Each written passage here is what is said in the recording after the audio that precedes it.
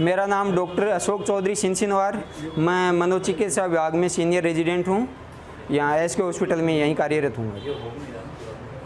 मेरा नमस्कार।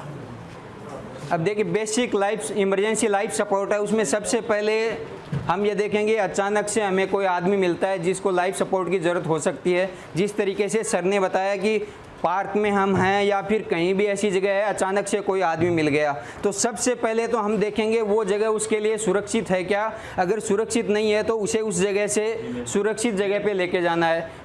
For example, sir ने बताया कि अगर कोई पानी में डूब रहा है तो सबसे पहले अपन उसको वो नदी है, तालाब है, समुद्र है, उससे निकाल के पानी से दूर लेके जाएंगे। अगर कोई आग के पास में है तो हम उसको आग से दूर लेके जाएंगे। तो जो भी रिस्क की कंडीशन है उस कंडीशन से हम उसको सेफ कंडीशन में लेके जाएंगे। उसके बाद में हम इसको आराम से सेफ कंडीशन में उसको लेटा देंगे। उसके बाद में जो बेसिक वाइटल्स हैं उसको चेक करेंगे। अपन पहले तो ये देखेंगे कि वास्तव में उसको हेल्प की ज़रूरत है क्या, ठीक है। तो उसके लिए हम देखेंगे उसका लेवल ऑफ कॉन्शियसनेस कि पेशेंट है वो आदमी है वो कॉन्शियस है या नहीं है। उसके लिए हम उसको उसके माथे पे इस पे यहाँ पे टेप करके देख सकते हैं। साथ में हम उसको वर्बल कमांड भी देंगे। जब उससे पूछेंगे भाई माथे पे टेप करके कॉन्शियसनेस देखना है कि वो वास्तव में उनको इमरजेंसी कंडीशन में हैं या नॉर्मल हैं। अगर वो जवाब दे देते हैं और अगर उनका रिस्पॉन्स है तो हम उनसे पूछेंगे क्या आपको किसी तरह की मदद की ज़रूरत है। हो सकता है सीरियस कंडीशन हो, उसमें वो जवाब नहीं दे पाएँ, तो सेकंड नंबर पे हमें इमरजेंसी हेल्प की ज़रूरत होगी, क्योंकि इस कंडीशन में हम अकेले कई बार नहीं संभाल पाते हैं। तो हम देखेंगे आसपास से दूसरी मदद कहाँ से उपलब्ध हो सकती है। अगर अपने आसपास कोई आदमी है तो उसको हम कहेंगे कि भाई आप फ़ोन करो, या आसपास कोई मेडिकल सर्विस मिल सकती है तो उसको बुलाइए, ठीक है। या फिर अगर अपन अकेले हैं तो साथ में अपन दूसरा प्रोसीजर करते रहेंगे, इनका एग्जामिनेशन करते रहेंगे, साथ में दूसरे हाथ से फ़ोन निकाल कर अपन नंबर डायल कर देंगे। आजकल एक लफड़ा हो रहा है, नंबर डायल करते हैं तो 1 मिनट तक तो वो कॉलर ट्यून ही बोलती है, इसलिए हमें वो फ़ोन वाला काम फटाफट शुरू कर लेना है, क्योंकि 1 मिनट अपनी उसमें एक्स्ट्रा जाएगी। उसके बाद में हम जो वाइटल्स हैं वो देखेंगे, इनका एयरवे है वो पेटेंट है या नहीं है। हो सकता है नाक में कोई चीज़ हो, नाक में ड्राउनिंग का केस हो, मुंह में नाक में पानी भरा हुआ हो या झाग आ रहे हो, तो अपने को उनका एयरवे है वो साफ करना है। उसके बाद में देखेंगे उनकी सांस है वो चल रही है या नहीं चल रही। सांस चेक करने के लिए सर ने बताया कि हम देख के पता कर सकते हैं, उनकी जो चेस्ट मूवमेंट है या फिर एब्डोमेन मूवमेंट है उससे पता चल जाएगा सांस चल रही है या नहीं चल रही। या फिर हम सुन के पता कर सकते हैं, जो सांस लेने की जो आवाज़ है वो आ रही है या नहीं आ रही। और तीसरा हम फील करके भी देख सकते हैं, हम उनके जो नोस्ट्रिल हैं, नाक है, उसके आगे फिंगर ले जाएंगे, उससे हमें फील हो जाएगा कि अच्छा सांस चल रही है या नहीं चल रही, ठीक है। तो हमने एयरवे देख लिया, उनका एयरवे सही है या नहीं है। हमने उनका रेस्पिरेशन वो ब्रीदिंग देख ली कि ब्रीदिंग उनकी चल रही है नहीं चल रही है। इसके साथ में एक चीज़ हम ये देखेंगे, उनको कहीं कोई वर्टिब्रा की कोई इंजरी नहीं हो, उनकी जो गर्दन है वो अपन स्टेबल रखेंगे, क्योंकि कई बार एक्सीडेंट के केस होते हैं उनमें सर्वाइकल इंजरी हो सकती है। तो हम ये ध्यान रखेंगे कि उनकी गर्दन है वो फ्लैट सरफेस पे उनको लेटा के रखें, ताकि गर्दन में किसी तरह की कोई इंजरी नहीं आए, ठीक है। उसके बाद में हम उनकी पल्स चेक करेंगे।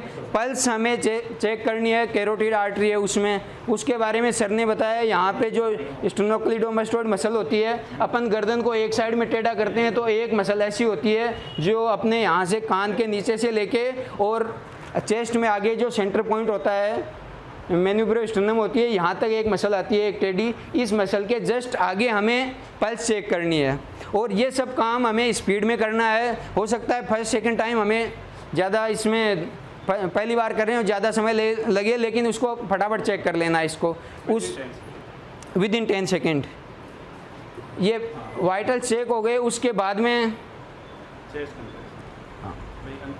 रेस्पिरेशन नहीं आ रहा, पल्स नहीं आ रही, तो CPR, high quality CPR start. उसके बाद में हमें सीपीआर स्टार्ट करना है। सीपीआर स्टार्ट करना है, उसके अंदर हमारी पोजीशन ये रहनी चाहिए, सर ने बताया। एक तो हमारी कोहनी है वो स्ट्रेट रहनी चाहिए, हमें जो इससे पीछे वालों को दिखाई नहीं देता वो, इसलिए मैं सर तो वो साइड से दिखा रहा हूँ। हाथों की पोजीशन बता देता हूँ कि हम ऐसे झुके हुए रहेंगे, उस समय हमारी जो एल्बो जॉइंट है, हमारी जो कोहनी है, उसकी मूवमेंट नहीं होनी चाहिए। इस तरीके से नहीं होना चाहिए कि अपन ऐसे कर रहे हैं।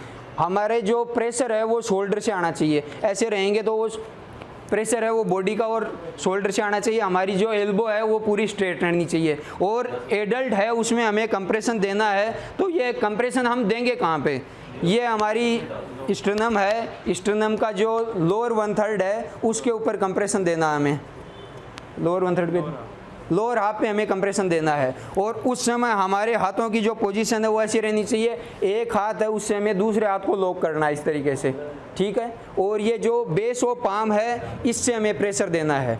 प्रेशर आगे से नहीं देना है, यहाँ से नहीं देना, जो बेस ऑफ पाम है ये वाला एरिया है इससे देना है। और पूरी बॉडी का प्रेशर आए इसके लिए हम दोनों हाथों को इस तरीके से मिला लेंगे, एक हाथ के ऊपर दूसरा हाथ, और फिर इस एरिया से प्रेशर देंगे। और प्रेशर होना कितना चाहिए? प्रेशर इतना होना चाहिए कि जो स्टर्नम है वो 5 से 6 सेमी वो नीचे जाए। तो जो स्टर्नम है साइड से अपन देखेंगे तो 5 से 6 सेमी लगभग इतना होता है, तो लगभग इतनी वो नीचे जानी चाहिए, ठीक है। अब उसकी रेट क्या रहेगी? रेट के लिए सर ने बताया कि जैसे अपन काउंट करते हैं 1001, 1002, 1003, तो लगभग उसी गैप से हमें उस पर कंप्रेशन देना है। अब इनिशियली तो हमें प्रैक्टिस करनी होगी काउंट कर करके, उसके बाद में धीरे धीरे रिदम बन जाती है और हमें आइडिया लग जाता है कि अच्छा इतनी इतनी देर से हमें कंप्रेशन देना है। और इनिशियली कंप्रेशन 30 सेकंड, 150, 120 रेट और हाँ 30 1 मिनट में 100 से 120 कंप्रेशन हमें देने हैं। और इनिशियली 30 कंप्रेशन, फिर 2 ब्रीथिंग, हाँ 30 बार हमें इस तरीके से दबाना है और उसके बाद में 2 बार ब्रीदिंग, ठीक है। और ये साइकिल हमें रिवाइज करनी है 5 बार। 5 बार रिवाइज करने के बाद में अगर रेस्क्यूअर दूसरा है तो बदल जाना है, अच्छा, नहीं तो वो थक जाएगा। एक बीच में सर ने AED आ गया तो AED अप्लाई करो। एक बीच में सर ने कुछ चीज़ें बताई थी जो पीछे से हमें दिखाई नहीं दी। एक बार सर से रिक्वेस्ट करूंगा कि वो फिर से बता दें ताकि एक बार उनका रिवीजन हो जाए। हाँ सर पे आएंगे नहीं, एंगल ऑफ मैंडिबल है दोनों तरफ, उसको रखे और इसका नोज के पास में सपोर्ट लेके और अपवर्ड ऊपर की तरफ जोड़ लगाना है, ये मूवमेंट रखनी है। यहाँ करके इसका साथ लेके और ये ऊपर की तरफ मूवमेंट करनी है। तो ऊपर की तरफ मूवमेंट करेंगे तो एयरवे ओपन हो जाएगा। दूसरी टेक्निक जो है वो है हेड टिल्ट, और ये जो हेड हार्ड सरफेस है मैंडिबल की, नीचे सॉफ्ट पे नहीं करनी, यानी इसमें यानी यहाँ से यहाँ जोड़ लगाएंगे तो ये ऊपर की तरफ मैंडिबल सर की मूवमेंट होगी। यहाँ से प्रेस करके इसको ऊपर दबाएंगे। हाँ, ये तो सपोर्ट के लिए हो गया ना, ये तो पूरा उठेगा।